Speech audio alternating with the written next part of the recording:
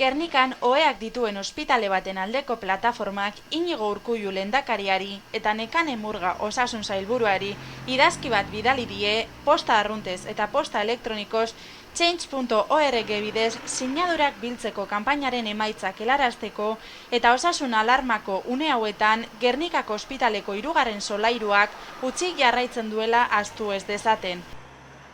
Plataformak jakinarazi duenez, 6 egunetan 3.665 sinadura bildu dituzte gure eskualdeko ospitalean oheak jartzearen alde. Hau ez da eskaera berria, izan ere Gernikako ospitalean oheak eskatzen daramatzate 13 urtez.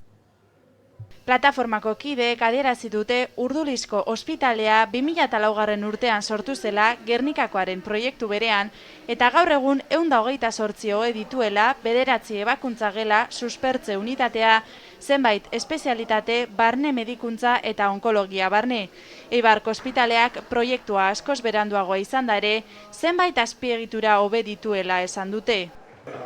Plataformatik salatu dute gure eskualdeko langile batzuk, bai lehen mailako arreta zerbitzukoak, bai ospitalekoak, Galdakako ospitalera leku aldatu behar izan dituztela laguntza indartzeko eta uste dute Gernikako ospitaleak oheak izan balitu posible izango litzatekeela paziente larri gehiago artatzea Galdakaoko ospitaleko zerbitzuak deskolapsatuz.